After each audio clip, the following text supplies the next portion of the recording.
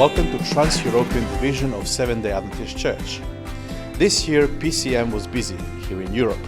We tried to provide space where students can pursue their dreams for God, where they can strengthen their faith convictions, establish relationship with other students who found themselves on a similar journey of faith, and finally, enabling them to become agents of change on local campuses in church and in community.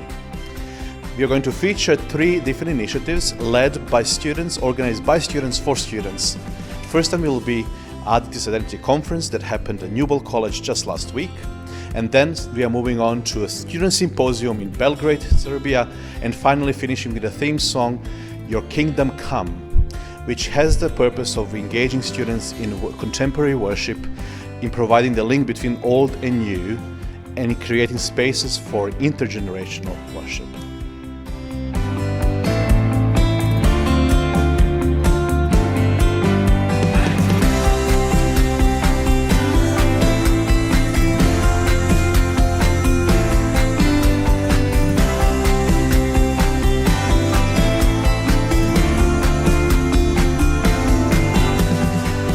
I think that we as believers, especially as Seventh-day Adventists, I think we have a moral responsibility to not make moral issues out of amoral issues.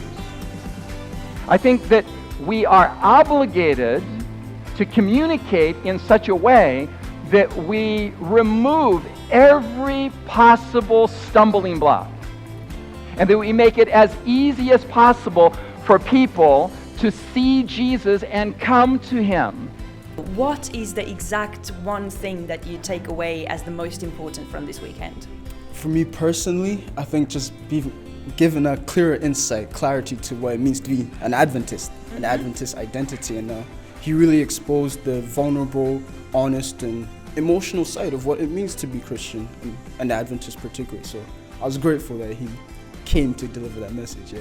When I was 18 years old, I looked into the character of Jesus. When I use the word character, I mean the thought patterns, the feeling patterns, and the behavioral dynamics of Jesus.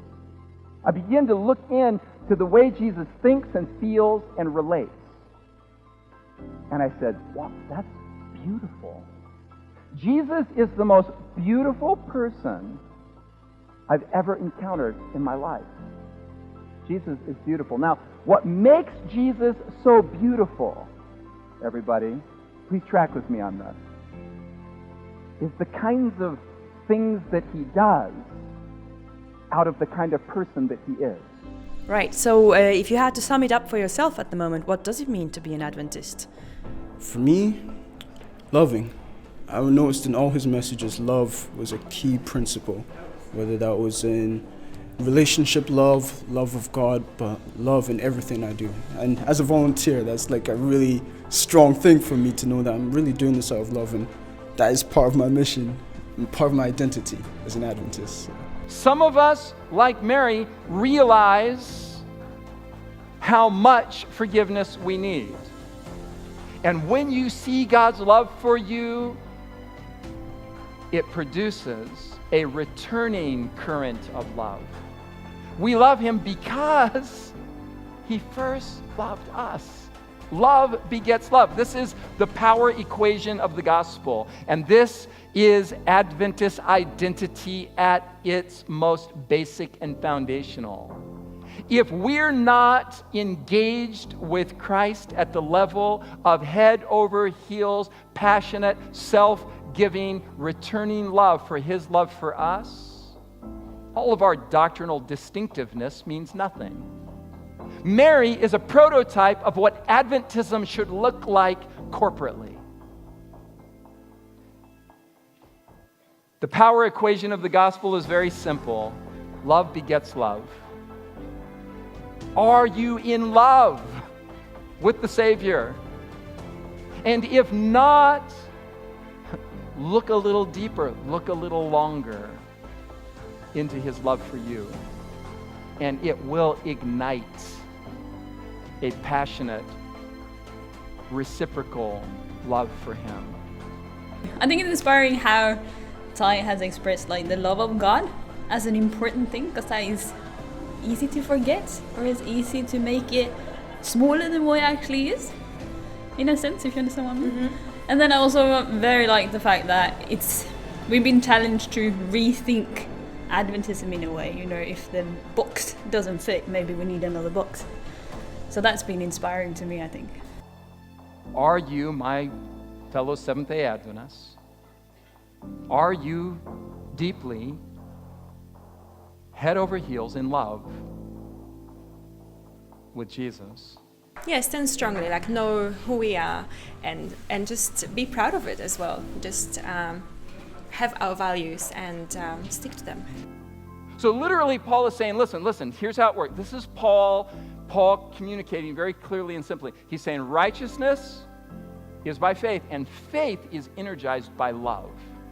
Now, I have no power over generating righteousness. I can't try hard enough to produce righteousness.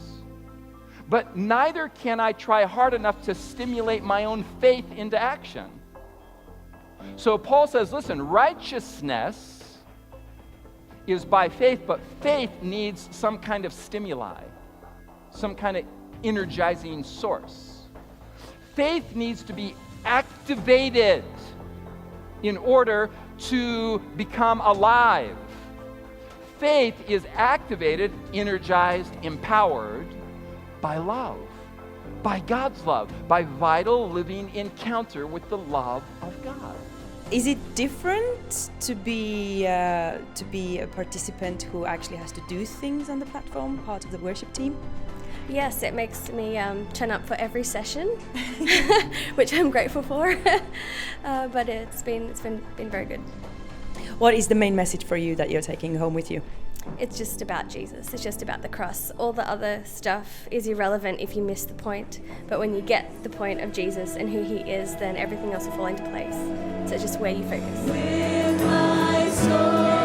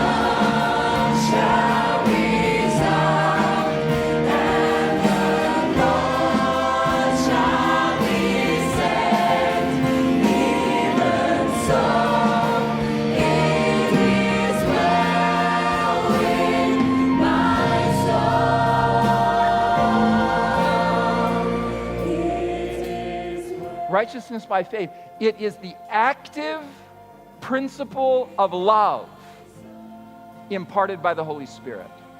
I really liked how Ty took the story, like he had a starting point and it was like a whole story. So I liked how it went from the beginning to the end. At the beginning we were really shaken by the reality of our church. And then I think he answered that by telling that it's actually God's love and our relationship with God that matters. And I think that was beautiful. You only like God as much as the person you like the least. I am taking with me that, well, I'm not an Adventist, and but I have a history in the Adventist church.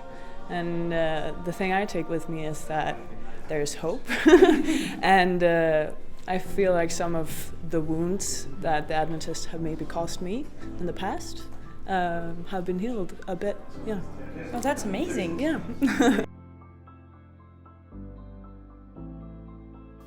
I'm going to try to prove to you that you as a human being, psychologically, emotionally, and biologically, you are a love machine. And you are crafted, you are engineered to flourish on the fuel of love. And science proves it and in so doing is proving Paul's teaching and the Bible's teaching of righteousness by faith. Now, Dr. Dean Ornish says it like this, summarizing his findings. Don't miss a line of this. Dr. Ornish says anything that promotes feelings of love and intimacy is healing. Anything. By contrast, he says, anything that promotes, notice the words, isolation, separation, loneliness, loss, hostility, anger, and cynicism, depression, alienation, and related feelings often leads to suffering, disease, and premature death from all causes. Dr. Ornish isn't a theologian. He's not even a believer. He's an atheist. And he's saying, hey, but the data is showing that if you live in a social environment where there is love and affirmation and encouragement, that actually your immune system, your biology will flourish. Your white blood cell count goes up. If I meet you for the first time, I say, hey, you're Amanda, right? I say, hey, Amanda, we just met. Did we meet? Yeah. I say, hey, Amanda, I take your hand. Right there, that simple contact, according to Ornish's research, your white blood cell count is going up. You're welcome. How is it going to shape your work? I understand that you work for the church, you work with the youth especially, the vulnerable group of people who are asking the crucial questions and are not satisfied with superficial or old or outdated answers. How is it going to shape how you do your work? That's a good question. I think it's just to keep trying to spread the love of God wherever you go, and to have the focus on Jesus and not necessarily just focus on all the other little things that we do as a church. And then also to encourage young people to get involved and get them room enough to do what they want to do, to create the identity that they need to be an Adventist and to be comfortable being an Adventist, and also to experience the love of God there. Whatever we witness about the Logos of God, who is Jesus Christ, whatever we saw and we felt, we tell you today. Why? So that you can have koinonia, you can have this relationship, you can have this shared reality with God and with us. The point of the entire preaching is actually to create a kind of community as it is in God. We want to have this koinonia. But this is not the end of the story. Text goes further using another very pregnant word called pleroma. Pleroma is the word being used in the first century when boat needs to sail off. They invite the inspector who comes and he has a checklist, and he then does the checking of the boat, of the sailing boat. Do we have enough food for the journey? Yes. Do we have enough crew? Yes. Do we have enough trained soldiers and whatever they need? Marines? Yes. Do we have enough material to fix the boat if something happens? Yes. Once everything needed for the journey is there, he puts the seal called pleroma. Everything needed for the journey is there. Interestingly, that's the very word Jesus used when he described the point why he came. John 10:10, I came here to give you pleroma, the fullness, everything needed for the ride, for your life. In Colossians 2:9, and now I give pleroma to you. Fullness is expressed to God in church when people act in the spiritual gifts, when they're not afraid to act on what they know is right. And then we experience section by section, from all the different strands, different people, we experience the fullness of God. If your doctrines don't lead us to closer relationship with God and with each other, that means they are not true doctrines, okay? That's the outcome, that's the fruit. It's a genuine, authentic community that we have. But the point of that is so your joy may experience pleroma. You guys are responsible for what happened this weekend. I'm looking at two brothers, good friends of mine, so it's not going to be a very neutral interview. We're looking at Robert and David. Tell us how this entire thing came to be. This how everything happened is... How everything happened. Okay, it's a really crazy story. Tell us. How it happened is, one day I had like a really massive argument within the church about how our youth is like, we could do so much more, we have so much potential, but we don't do anything. We sit and we talk about problems and we never find solutions to anything. And I remember me having this conversation with one of my friends, and then I came home that day and I opened up my laptop to play a video game on my laptop, yeah? And I put it on my bed. And then, you know, Robert's, his habit is that he always comes in the room, he gets his phone out of his pocket and he throws it onto the bed, okay? This time he totally missed and he threw it onto my screen. My screen shattered. The computer is in pieces, yeah? It was a fragile laptop, okay? The computer is in pieces and I was really angry at Robert, of course. So what happened is I took his old computer and I opened up and I used it as my work. I used it during college. And of course, one of the things I like to do is I like to know my computer. So I went through the documents and I was looking different documents and suddenly I found a document called Adventist Identity. And I was like, ooh, what is this? And I clicked on it and I read that there is an idea of an event that could happen because of this and how could happen. Yeah, how the event can happen, and it was really fascinating for me because I was like, this is exactly what I talked about with my friends. Like, we don't do anything, and this is like an amazing way how to like achieve achieve what exactly this Adventist identity and to bring this more to the surface. And so I started to read more about it, and I started to think about it more, and then I made a decision. I'm going to create a proposal, a proper professional proposal to make this event happen. Why do we need this? Is it going to be beneficial? How am I going to make this? And it took, of course, a lot of time to come up with the plans and the ways and how to do the things.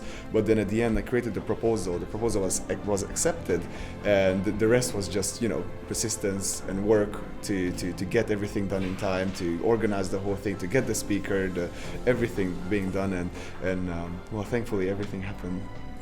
You are not saved by reciting doctrines of Christ. You're saved by relationship that you have with Christ. So truth is much more. It's a lived reality. It's a person. Jesus himself says, my words are truth. He says that in John chapter 8 verse 32. But then later in chapter 14 in verse 6 he says, but I am the truth. So Jesus, a person, is the truth. He still exists. So truth cannot be condensed to only statements. Yes, statements points to the truth, but the truth is Jesus himself. If we are open to the leading of God in our lives as individuals, if we are open to God continuing to shape and mold us through some of these things that we spoke about earlier on, I believe our churches will feel it. Other people will see it. Because God works in us, and therefore God will work through us out there. So I am really not so worried about the Seventh-day Adventist Church and its identity. I am very much concerned, however, about your identity. Because the church will be dependent on you and me. And Apostle Paul in chapter 3, Ephesians says, and now this secret from the early centuries, from the creation, is revealed to me. What is the secret?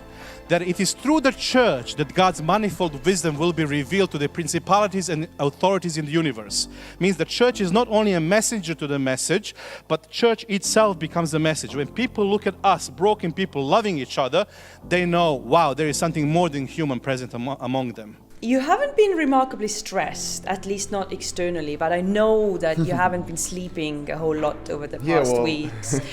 Do you think it's been worth and I mean, I know that you started planning this, the intense planning has been going on for about 9 months now, if I remember correctly. So, has it been worth it?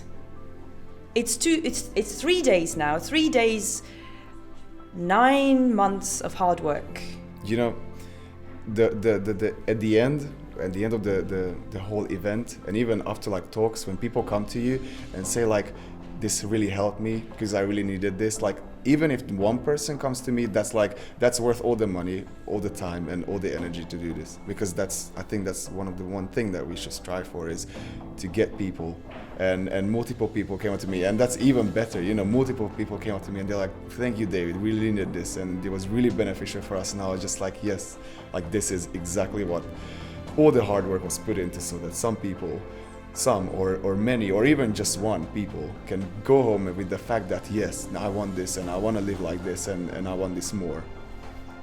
What is described by the Apostle Paul when he says, therefore, from now on, we know nobody according to the flesh or according to their natural carnality. Listen. If I know that I'm innocent before God, now I can let you be innocent before me. But if there is condemnation in my picture of God toward me, I only have condemnation to offer you. Everybody who lives under guilt will have an enemy on their hands. You will find somebody to be angry with. You will find somebody to hate. You will find some system, political party, some person, some family. You will find somebody to condemn, to judge, to hate. Or you will become innocent in God's eyes and let him love you, and you will begin to love others in ways you never thought possible. Well, you know, as David said, it started with an idea, and then it started this vision of students and us youth who go to university and go to church, and we are missing this. And this is not over, because it's still going on, and this was just a small speck in the history of the Adventist identity, and I completely believe that.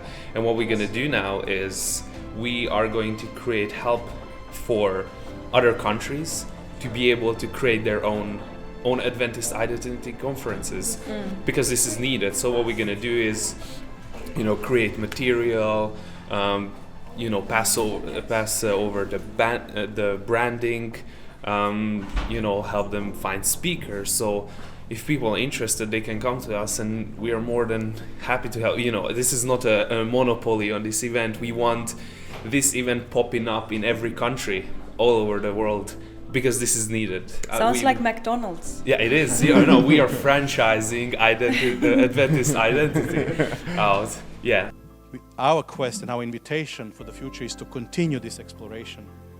There is a promise that much more will be discovered, and I hope this will become one of the priorities of Adventist Identity Conference, not only to reaffirm us, yes, you're right, somebody to pat you like on your shoulder, you're doing well, just continue, you know. No, this is the opportunity for us to search the Bible together, to challenge our assumptions, our ideas, our favorite, you know, assumptions about reality, and to ask the question, is this true or not? Can we go deeper? How do we go deeper as a group? And this is my vision for Adventism in the future. Let us be a pilgrim community that is always in motion, on the journey towards the fuller truth, constantly progressing in its knowledge of God. Let our path be like the light of the dawn that shines brighter and brighter until the full day.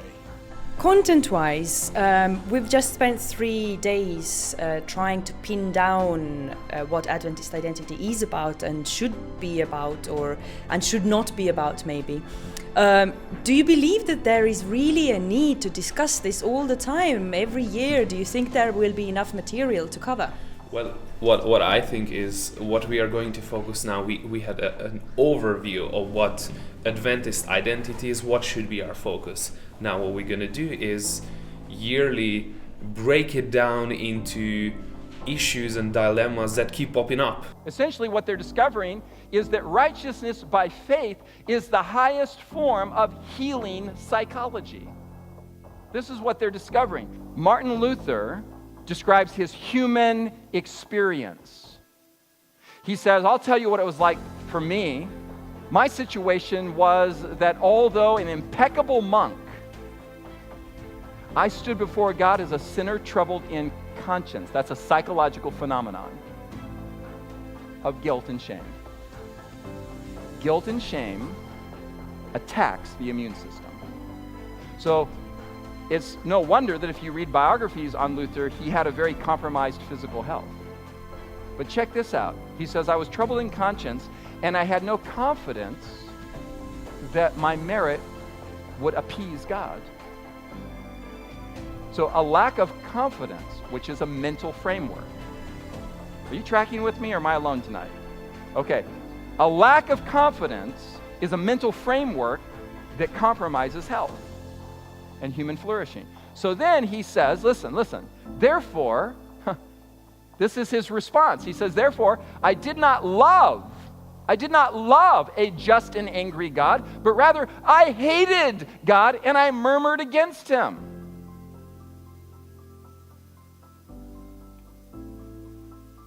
Luther was experiencing what I describe in this very fancy illustration that I created. He was experiencing the shame, effort, failure cycle. It's a nasty cycle that feeds on itself. You feel shame and guilt for your sin. You try really hard to do something, whether it's short list legalism or long list legalism. There's conservative legalism and there's liberal legalism. It's all the same thing. Anything other than the gospel is legalism. And shame produces effort to try and measure up. But you don't measure up, and so your failure then reinforces your shame.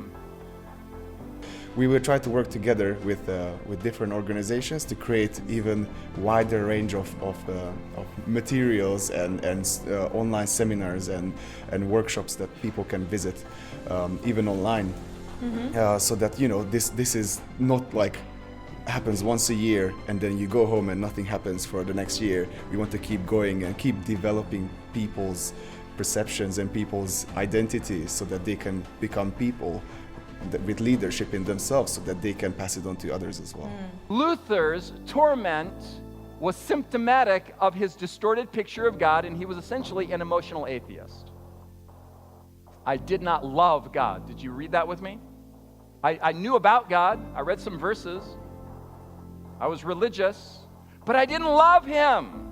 I didn't love God until Luther had an epiphany of the gospel. And this is from his commentary on Romans. He asks one of the most provocative questions you can ever ask. I want you to ask this question right now, just privately in your own mind.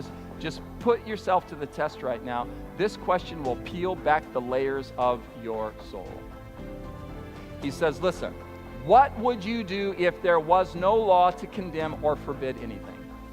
What if there were no 10 commandments to say, do this, don't do that? Let me confront you with the fact that the 10 commandments are a rather new development in universal history. Paul says it this way, the law was added because of sin, quote unquote. But the law, as love, always existed. It just took on this codified moral form at Sinai. Now check this out. If there was no law to forbid or command anything, what would you do, Luther says? And here's what he's getting at. He's saying, is there anything at the bottom of your heart for God? He's asking, if you didn't have to obey, would you? He says, would you with pleasure obey the law of love? Not from fear of punishment or hope of reward? And almost like at the end of the sermon, the preaching, I almost cried. It was amazing. Encouraged me a lot, and I feel time to encourage to my friends. And also I want to bring back this topic. So this is an illustration. So we remove heaven and hell off the table. Would you still follow Jesus? Which is simply to ask the question, is he beautiful enough for you in and of himself? Is his love food for your soul? Do you thrive and flourish on who he is? Father, I pray desperately before you. God, do everything you can to liberate our people from every vestige of legalism, and formalism, and coldness, and argumentation. Father, free us from looking down on anyone. Liberate us from our arrogance, our pride. Help us to see people the way you see us, dear God. Having received your love, Father, may we love others the way you have loved us. And let everybody who agrees say amen.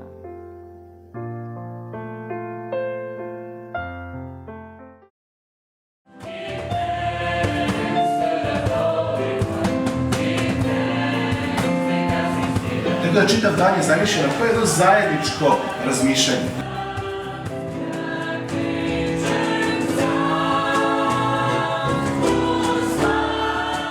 Koliko će da vezuje zajednicu velika u jedno telo gdje se zajedno radujemo i zajedno plaćemo. Zastanem i vidim kako Bog radi na njihovim srcima, to je onda znam ko je to čast.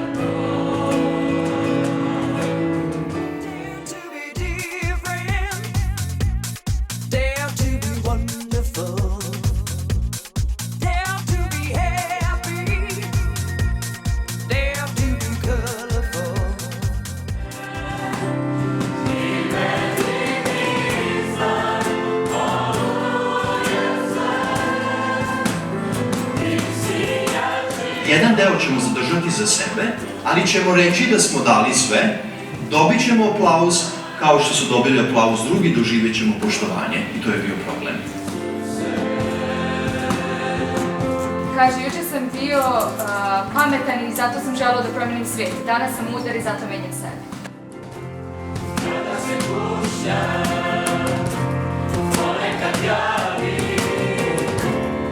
So I live in denial with that silly suppression manifesting itself in all sorts of parts of my life.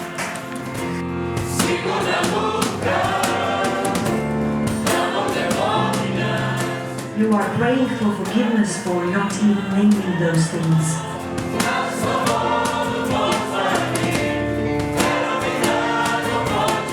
Because naming those things would make them tangible and you would actually need to do something.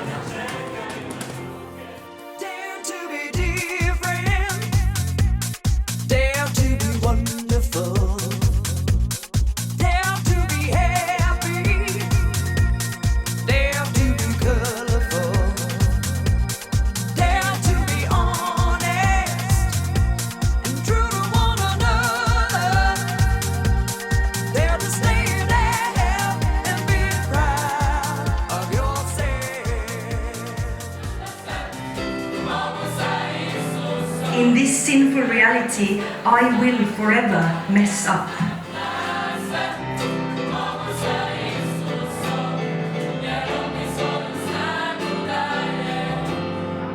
But at the same time, the knowledge that I am saved is empowering me to change something about the way I do life.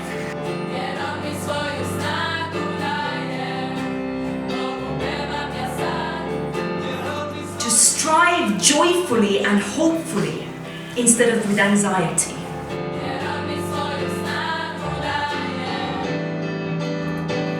Da znamo tačno u kom pravcu idemo i šta možemo konkretno da uradimo.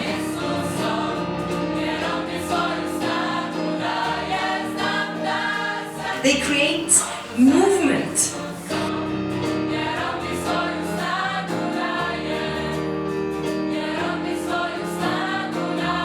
Svako od vas razmislite da li hoće u couch akciju ili ove posete. 3, 2, 1, go. Couch. Couch. Couch. Couch.